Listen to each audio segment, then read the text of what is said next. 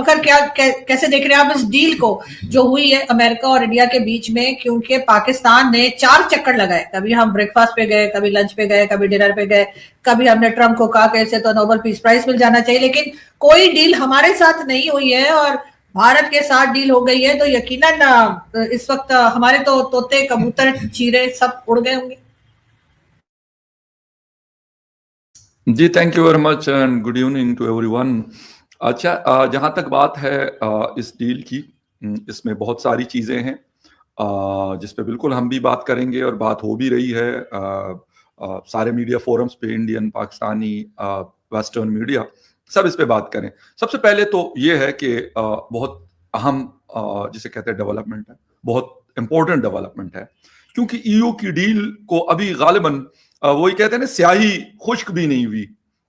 7-8 दिन पहले की बात है टोटल कि जब ईयू इंडिया की डील हुई, और उसके बाद से आपको याद होगा, आपके शो में भी मैंने भी बात की थी, शायद डॉक्टर साहब ने भी बात की थी, और भी बहुत सारी जगहों पे मैंने ये बोला, और भी बहुत सारे लोगों ने, कि यार एक प्रेशर क्रिएट हो रहा है डोनाल्ड ट्रंप के ऊपर, जो चीन की तरफ कुर्बतें लोगों की जा रही हैं, इंडिया के साथ जैसे ईयू की डील हुई 27 कंट्रीज की, और फिर नेटो के साथ या फिर ग्रीनलैंड वाला जो इशू आया बीच में, तो उसके वजह से डोनाल्ड ट्रंप कर तो रहे होते हैं चीजें, लेकिन जब समझ आती है तो बहुत कुछ खो चुके होते हैं वो। तो मेरे ख्याल में इसीलिए उन्होंने, अगर हम देखें तो तकरीबन 1 साल हो गया उनको, 1 साल से कुछ दिन ज्यादा, कि उन्होंने चार्ज संभाला एज ए प्रेसिडेंट फॉर्मली, और इस दौरान नरेंद्र मोदी साहब ने उनके साथ मुलाकात नहीं की एक दफा भी। मतलब आप इसको जो भी तरीका दे, जिस तरीके से भी देखें, हालांकि बहुत दफा ऐसा हुआ, G7 समिट हुआ इन कनाडा, वहां पे भी नहीं हुआ। फिर if I am not wrong तो साउथ कोरिया या जापान में कोई समिट था जिसमें ट्रंप और मोदी साहब ने आना था, मोदी साहब उसमें नहीं गए। फिर साउथ अफ्रीका में कोई इस किस्म की चीज थी, उसमें भी वो नहीं गए।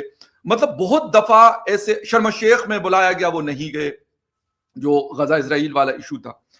या फिर अभी रिसेंटली जो वो एग्रीमेंट साइन हो रहा था पीस पैक्ट के नाम से, जो है पीस बोर्ड के नाम से, डेवस में, वहां पे भी इंडिया, मेरे ख्याल में, मुझे तो, क्योंकि जो पहले 1-2 दिन तो कोई शख्स नहीं था वहां पे, यानी फॉरेन मिनिस्टर भी नहीं थे, डॉक्टर जयशंकर साहब, तो उसको भी उन्होंने अवॉइड किया।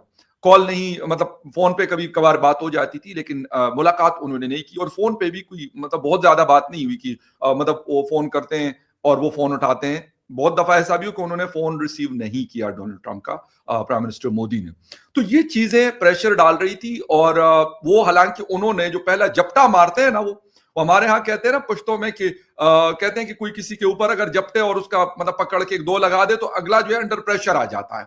उन्होंने सबके साथ यही किया, ये नहीं कि इंडिया के साथ, पूरी दुनिया के जितने कंट्रीज हैं सबके साथ एक ही मेडिसिन उन्होंने इस्तेमाल की कि उनको दबा दो। कोई दब गया, कोई नहीं दबा। चले, चीन ने भी कुछ कर करू के अपना सिस्टम चला लिया, बाकी दुनिया ने भी। इंडिया कहते ठीक है यार, करो जितना लगाना है तुम लगाते जाओ, हम देखते हैं। 25% लगा, उन्होंने कहा ठीक है, ओके, बात करेंगे। फिर उन्होंने कहा 25 और ठोक दो, 25 और लगा दिया उन्होंने, 50 हो गया। देखिए, उन्होंने चीजों को मेरे ख्याल में बेहतर हैंडल किया। प्राइम मिनिस्टर मोदी ने मेरे ख्याल में स्ट्रॉन्ग नर्व्स शो किए हैं, और ये गालिबन डॉक्टर साहब मुझसे शायद एग्री करें इस बात पे कि मेरे ख्याल में ट्रंप एडमिनिस्ट्रेशन को ये बात पता चली कि नहीं कुछ हो रहा है यहां पर। हम कोशिश तो कर रहे हैं, हम उनको दबाने की कोशिश कर रहे हैं, लेकिन वो दब नहीं रहे हमसे। उन्होंने अगर कोई जवाब भी नहीं दिया, लेकिन उन्होंने ये भी नहीं कहा कि हम आपकी बात मान रहे हैं। उन्होंने रशियन ऑयल के ऊपर पहले बात नहीं मानी, उन्होंने पाकिस्तान इंडिया की मीडिएशन की बात उनकी नहीं मानी, कतई नहीं मानी, बिल्कुल। और डोनाल्ड ट्रंप को उस चीज के ऊपर गुस्सा था, जो मर्जी हम कहें उसके हवाले से, लेकिन वो इस चीज को पसंद नहीं कर रहे थे कि भाई ऐसे कैसे हो रहा है। एक तरफ से मेरी तारीफें हो रही हैं, शहबाज शरीफ बार बार तारीफें कर, दूसरी तरफ मैं कहता हूं वो बंदा जो मेरे साथ खड़ा होता था वो मतलब कुछ कह ही नहीं रहा कि नहीं जी ऐसा हुआ है, वो तो मान ही नहीं रहा। वहां से एक प्रेस रिलीज आ जाती थी फॉरेन मिनिस्ट्री ऑफ इंडिया से, न्यू दिल्ली से, नहीं जी ऐसा कुछ नहीं हुआ। तो लाजमी सी बात है, ट्रंप के लिए तो ये मेरे ख्याल में वो पसंद तो नहीं करते ना। एम्बेरसमेंट भी हम छोड़ देते हैं, चले दुनिया है, बहुत सारी बातें होती है, फॉरेन पॉलिसी होती है हर कंट्री की। इंडिया का अपने तरीके से वो अपने सिस्टम को लेके चलते होंगे, वेस्टर्न वर्ल्ड या यूएस अपने तरीके से चीजों को लेके चलते हैं। लेकिन जो मैंने डोनाल्ड ट्रंप साहब को देखा, वो पसंद बिल्कुल नहीं करते कि कोई ऐसी बात करे, को कहे नहीं जी ये डोनाल्ड ट्रंप साहब क्या मतलब किस खेत की मूली है। वो ये बात नहीं पसंद करते। वो कहते मैं जो कह दूं ना बस मान लो, बेशक वो अच्छा है या बुरा है। तो उन्होंने मेरे ख्याल में उनको पता चल गया कि 6-7 महीने तो मैंने इस चीजों को ड्रैग करने की कोशिश कर ली, प्रेशर डालने की कोशिश कर ली, प्रेशर नहीं डाला। ईयू ने उनके साथ डील कर ली, उसके साथ यूएई ने उसके साथ फ्री ट्रेड एग्रीमेंट कर लिया। बाकी दुनिया भी यकीनन इसी में मसरूफ है कि अच्छा चीन ने कहा, बड़े मतलब पॉजिटिव रिमार्क्स आए रिपब्लिक डे के ऊपर कि भाई हम बहुत अच्छे दोस्त, बहुत अच्छे नेबर्स हैं, हम एक दूसरे के साथ आगे बढ़ना चाहते हैं, शी जिनपिंग ने कहा। तो ये चीजें लाजमी सी बात है, डोनाल्ड ट्रंप ठीक है सुपर पावर के प्रेसिडेंट है वो, लेकिन अगर चीन हो, इंडिया हो, रशिया हो, ईयू हो, तो फिर डोनाल्ड ट्रंप साहब की सुपर पावर तो नहीं रहती ना, जो मर्जी वो कहें। वो ताकत, वो जिसे कहते हैं ना, वो शेख रशीद वाली बात है, शमशमा और मशमशा तो नहीं रहता उसका।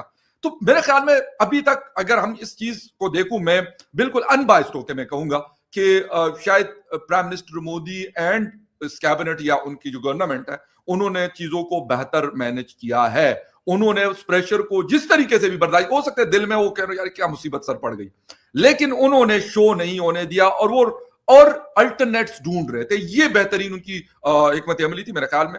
बाकी गलतियां, कुछ चीजें, कमियां बेशियां वो चलती रहती हैं, वो हर डील में होती है, हर जगह होती है। वो कोई 100% कुछ भी नहीं होता कि ये हो गया तो 100% ये इंडिया को बड़ा फायदा देगा, ये 100% ये अमेरिका को बड़ा नुकसान देगा। लेकिन फिलहाल मैं कहता हूं कि विनिंग पोजीशन पे रहा है इंडिया।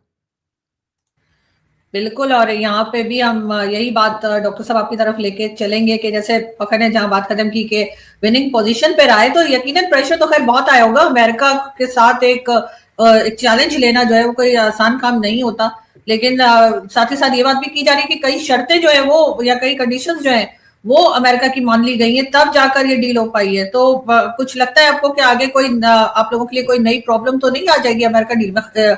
उसकी बात मैं नहीं कर रही यूरोपियन यूनियन की, लेकिन अमेरिका ने जो डील किया उसमें रशियन ऑयल के लिए उन्होंने शर्त रखी है।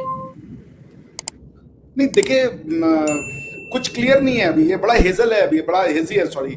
उसका रीजन ये है कि कुछ आया ही नहीं गवर्नमेंट की तरफ से अभी, सिवाय प्रधानमंत्री मोदी साहब के एक ट्वीट आई है और उसके बाद उधर से ट्वीट आया है और वो ट्रुथ सोशल पे लिखा है राष्ट्रपति डोनाल्ड ट्रंप ने।